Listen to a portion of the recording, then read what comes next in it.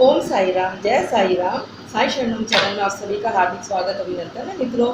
तो मित्रों, कल जो है गुरु पूर्णिमा है और जो है 13 जुलाई को गुरु पूर्णिमा है, जो कि आषाढ़ शुक्ल पक्ष की जो पूर्णिमा की तिथि आती है उसको गुरु पूर्णिमा के रूप में मनाया जाता है।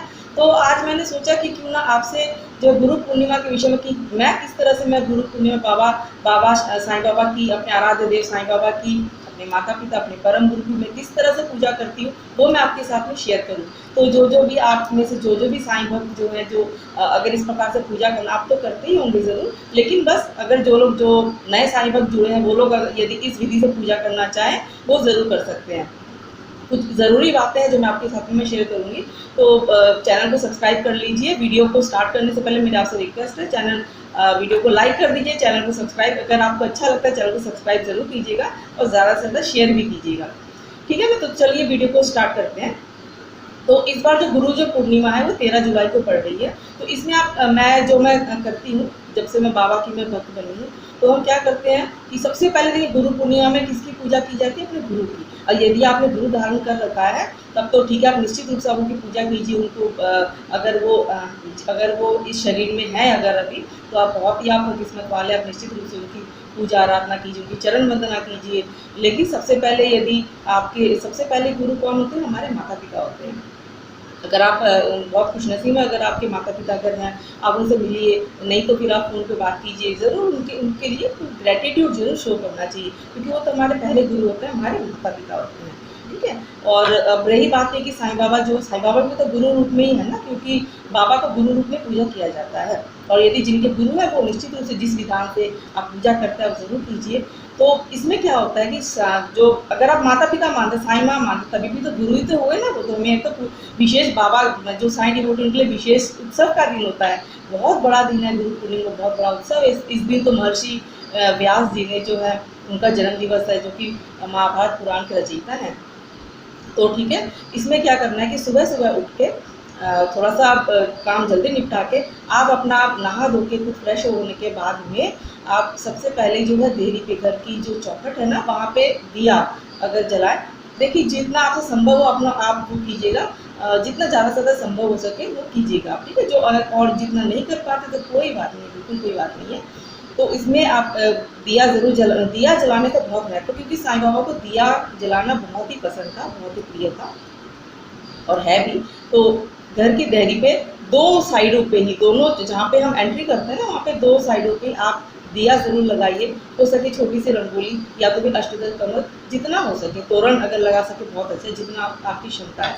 ठीक है, उसके बाद में बाबा जी को जो पूजा का जो स्थान है, आप एक दिन पहले ही आप उसको क्लीन कर लीजिए, अगर हो सके बहुत अच्छा है। जितना ज़्यादा से ज़्यादा काम हो सके निपटा लीजिए। पूजा के मंदिर को साफ सफाई करने के बाद में बाबा जी को आप हो सके तो पंचामृत से जरूर स्नान कराइए। पंचामृत यानी आप सबको पता है, जिनको नहीं पता उनके लिए मैं ज़रूर बताती रहती हूँ। दूध, दही, घी, शहद और चीनी, इनको आप एक साथ मिक्स करके भी आप बाबा को स्नान करा सकते हैं, या तो फिर एक एक कर। कई लोग ऐसे भी करते हैं, पहले तो सबसे पहले तो आपको गंगा जल और जल मिला के पहले स्नान कराना है। उसके बाद कई जो भक्त है वो क्या करते हैं, पहले दूध से, फिर दही से, फिर घी से, फिर मधु यानी शहद से, फिर शक्कर से उनका अभिषेक करते हैं, फिर से पानी से उनको स्वच्छ कर देते हैं। नहीं तो मैं जैसे क्या करती हूँ, सबकी जितने भी है दूध, दही, घी, शहद, शक्कर, उनको मिक्स करने के बाद में मैं बाबा जी को स्नान कराती हूँ। पहले मैं जल से स्नान कराती हूँ, फिर मैं पंचामृत से, उसके बाद फिर से मैं जल से बाबा जी को स्नान करा के बाबा जी को स्वच्छ कपड़ों से पोंछ के, जितना भी हो सके बाबा को केसर चंदन का या फिर हल्दी चंदन का टीका ज़रूर लगाया जाता है। आप सभी लगाते ही हैं। पीला वस्त्र धारण करना बहुत शुभ रहता है, और बाबा को पीले फूल, नहीं तो कोई भी फूल चढ़ा सकते हो, लेकिन इस पीले फूल का तो बहुत ही, गुरु पूर्णिमा का दिन है तो पीले फूल का तो विशेष महत्व है। और बाबा को अगर आपका स्वरूप थोड़ा सा बड़ा है तो माला आप जरूर चढ़ाइएगा। फूल, इत्र वगैरह लगा के बाबा जी को नए वस्त्र पहना के, पीले वस्त्र अगर पहना है बाबा को, नहीं तो जो आपके पास उपलब्ध है नए वस्त्र, नहीं तो जो भी वस्त्र आपके पास उपलब्ध है उनको स्वच्छ करके साफ सुथरा करके पहले दिन ही फिर आप बाबा को जरूर पहनाइएगा। पूरी अच्छे से बाबा को जो भी भोग प्रसाद आप चढ़ाते हैं, पीले कोई मिठाई अथवा फल, जैसे लड्डू हो सकता है, अथवा कोई भी मिठाई हो सकती है, कोई भी फल अपनी इच्छा अनुसार आप भोग चढ़ा सकते हैं। खीर अगर बनाते हैं तो उसमें थोड़ा सा केसर ज़रूर डाल के बनाए तो बहुत शुभ रहता है, अथवा खीर अथवा हलवे का भोग जो भी।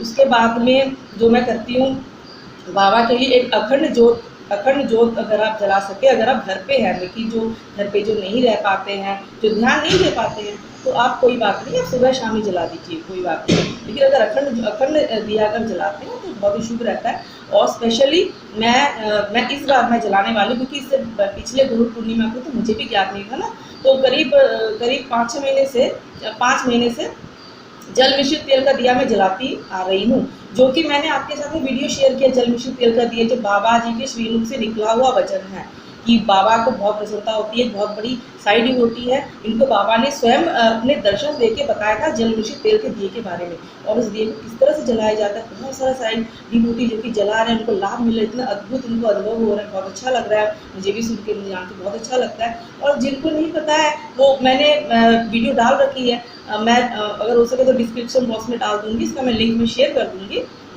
ठीक है, इसी वीडियो के नीचे। तो आप वो वीडियो बिल्कुल आप देख लीजिएगा। जल मिश्रित तेल का दिया बाबा के लिए स्पेशल है, वो तो जलाना बनता है, वो नहीं तो फिर अपन जोता जरूर हो सके आप जरूर जलाइएगा घर पे अगर है तो। और इसके अलावा 9 दिए यानी कि नवग्रह भक्ति का जो प्रतीक होते हैं 9 दिए, क्योंकि 9 गुरु का अंक है। गुरु बाबा गुरु के रूप में ही होते हैं, माँ साई माँ कह लीजिए तो गुरु ही है वो। तो उनके जो 9 दियों का विशेष महत्व है साईं बाबा की पूजा में, क्योंकि 9 गुरुवार को व्रत रखे जाते हैं। मैंने वीडियो शेयर कर रखा है 9 गुरुवार के व्रत का भी, तो 9 दिए का विशेष महत्व है। और यदि जिनके, इसलिए मैं एक बात बताऊंगी कि कईयों के हर किसी के लिए संभव नहीं हो पाता कि 9 दिए जलाएं, क्योंकि कई बार हो सकता है मंदिर भी छोटा हो या अन्य कोई भी कारण हो, तो आप पंचभूत के प्रतीक 5 दिए भी जलाएंगे तो भी बहुत ही श्रेष्ठ बहुत ही श्रेष्ठतम रहेगा, बहुत ही उत्तम रहेगा। यानी कि 5 दिए, मिट्टी के दिए जलाइएगा। 9 दिए भी जलाते तो मिट्टी के 5 दिए जलाते, इनका भी बहुत विशेष महत्व है। क्योंकि पंचभूत के जो प्रतीक है ना, पृथ्वी, जल, आकाश, वायु, अग्नि, क्योंकि जो भी मनुष्य का जो भी किसी का भी जो भी हमारा जो भी जीव है, क्योंकि जब हम इस दुनिया को जब छोटे जब जाते हैं, इस शरीर की जब हम त्याग करके जाते हैं, तो हमारा जो शरीर इन पंचभूतों में ही तो मिल जाता है ना। तो बस इसीलिए पंचभूत का विशेष महत्व है। और इसीलिए तो बाबा देखिए भभूत यानी कि उदी वितरण किया करते, उदी का विशेष महत्व है। यानी कि हमारा शरीर का अंत में तो बचेगा क्या, पंचभूत में शरीर विलीन होने के बाद क्या बचता है, राख। यानी कि बाबा इसी के प्रतीक के रूप में बाबा वितरण किया करते हैं। बाबा ने हमेशा उदी का वितरण किया, अपने व्रत हस्तों से अपने भक्तों के उदी उनके मस्तक पर लगाया करते थे। तो पंचभूत के प्रतीक जो 5 दिए आप जलाएंगे, बहुत शुभ है, बहुत आप इस बार करके देखिएगा। कई सारे साईं भक्त जलाते हैं, और नहीं तो फिर आप इजीली आप जला सकते हैं 5 दिए, बहुत ही शुभ है। एक अखंड दिया अगर हो सके आप जरूर जलाइएगा। और उसके बाद आप जितना भी आप पाठ कर सके, पाठ तो आप देखिए जो महाग्रंथ है, बाबा श्री का जो महाग्रंथ है श्री साई सच्चिदानंद का, आप सभी पारायण करते ही होंगे। विशेष जितना ज़्यादा से ज़्यादा आप कर सके इस दिन, बहुत उतना ही उत्तम रहेगा। विशेष रूप से सभी साई डिवोटी जो है, जिसमें गुरु की आवश्यकता का जो अध्याय है, उसका निश्चित रूप से अध्ययन कीजिए। उनका उस पाठ का, उस अध्याय का जिसमें गुरु की आवश्यकता का वर्णन किया है, वो पाठ आप जरूर कीजिए। जितना ज़्यादा से ज़्यादा हो सके साईं सच्चिदानंद का पारायण आप कीजिए, वो पढ़ना अति उत्तम रहता है। नहीं तो आप सुन भी सकते हैं, जो अगर जिनके लिए संभव नहीं हो पाता है पढ़ना, फिर आप ऑडियो भी सुन सकते हैं, इसमें कोई वो नहीं बस। और उसके अलावा जो भी आप पाठ करना चाहे आप कर सकते हैं, जैसे साईं कवच का पाठ कर सकते हैं, कृष्ण निवारण मंत्र का, साईं कृष्ण निवारण मंत्र का पाठ कर सकते हैं, साईं बावली, साईं चालीसा, 11 वचन का पाठ तो ज़रूरी, बहुत ही ज़रूरी पाठ करना है। जितना ज़्यादा से ज़्यादा हो सके बाबा के 11 वचनों का पाठ कीजिए, ठीक है, ये आप ज़रूर कीजिएगा। और जल मिश्रित तेल का दिया तो बहुत ही शुभ है, ये आप जरूर कीजिएगा। उसके अलावा आप क्या करेंगे, आप जब सारी पूजा हो जाए, जितना ज़्यादा से ज़्यादा आप समय बिता सके बाबा के साथ, आप जरूर कीजिएगा। और अंत में, पूजा के अंत में क्या करते हैं, बाबा जो हमारे गुरु के रूप में अगर हम मान रहे हैं, तो गुरु दक्षिणा जरूर ही चढ़ानी होती है। चाहे आप 1 रुपये का सिक्का चढ़ाए, अथवा 10 रुपये चढ़ाए, अथवा आप जितना अपनी क्षमता के अनुसार जो भी चढ़ाए, उसको ऐसे अपने माथे से लगा के ना, आप क्या, बाबा के देखिए किसी भी गुरु को कोई आवश्यकता नहीं होती है। हम क्यों चढ़ाते गुरु दक्षिणा, जिससे कि हमारा अंदर के जो भी अवगुण होते हैं, क्योंकि हमको नॉर्मल ह्यूमन बीइंग है ना, तो हमारे अंदर कोई ना कोई विकार होते ही हैं। तो जैसे मान लीजिए किसी के अंदर बहुत गुस्सा है, हमें पता होता है अपनी कमी का, हर किसी में कमी होती है, हर किसी में कोई ना कोई, क्योंकि हम तो साधारण इंसान है। तो आप सोच लीजिए, मान लीजिए कि गुस्सा है, तो आप ये सोचिए कि बाबा मैं अपने गुस्से को गुरु दक्षिणा के रूप में आपको समर्पित कर रही हूँ। ये भाव रख के आप बाबा के श्री चरणों में जो भी आपका 1 रुपये का अथवा 5 रुपये का जो भी आप चढ़ा रहे हैं, वो सिक्का बाबा को चढ़ा दीजिएगा। ठीक है, एकदम उस भाव से कि बाबा मैं अपनी मेरे अंदर जो भी अवगुण है, मैं उन्हें आपके श्री चरणों में समर्पित कर रही हूँ, और आप जो है मेरे मन में प्रकट हुई है, मेरे मन में हमेशा मुझे हमेशा सद्बुद्धि दीजिए, जिससे कि मैं हमेशा लोगों का कल्याण कर सकूँ, हमेशा जो भी मैं फैसले लूँ अपने जीवन में, हमेशा आपके निर्देश के अनुसार ही ले सकूँ। आप हमेशा मेरे परिवार का मार्गदर्शन करते रहिए। इस तरह से बस भाव करके आप जो भी आप दक्षिणा चढ़ाएंगे, आप ज़रूर चढ़ाइए। और एक और बात बता दी, जिनके लिए वो भी संभव नहीं कि 5 दिए भी जो नहीं जला सकते हैं, तो आप केवल श्रद्धा सबूरी के प्रति केवल 2 दिए भी आप जला लेंगे, तभी भी बहुत है। श्रद्धा सबूरी के प्रति 2 दिए बाबा के अगल बगल में आप ज़रूर, तो वो तो आप कोई भी कर सकता है, ये आप ज़रूर जलाइएगा।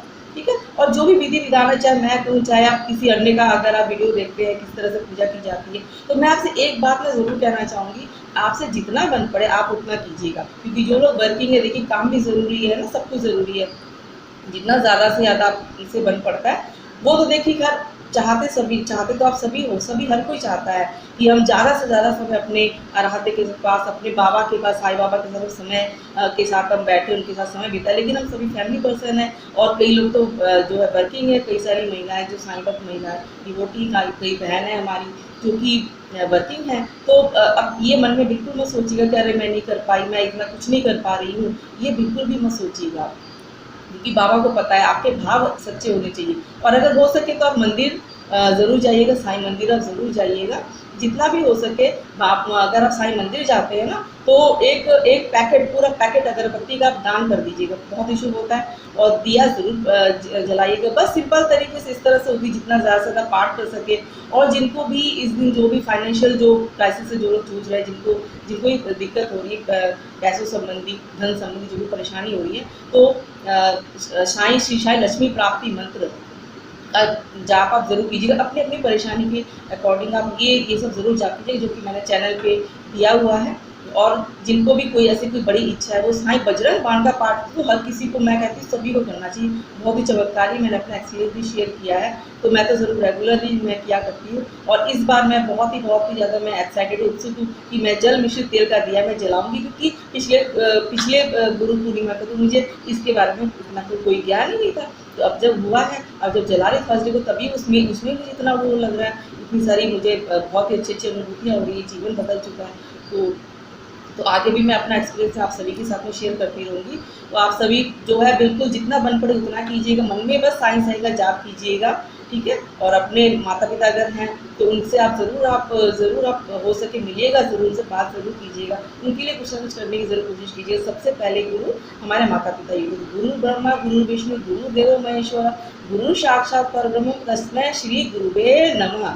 तो आप सभी को गुरु पूर्णिमा की हार्दिक बधाई। आपका जीवन मंगलमय हो, बाबा आपके घर में स्वयं विराजमान हो, आपकी समस्त इच्छाएं की पूर्ति हो।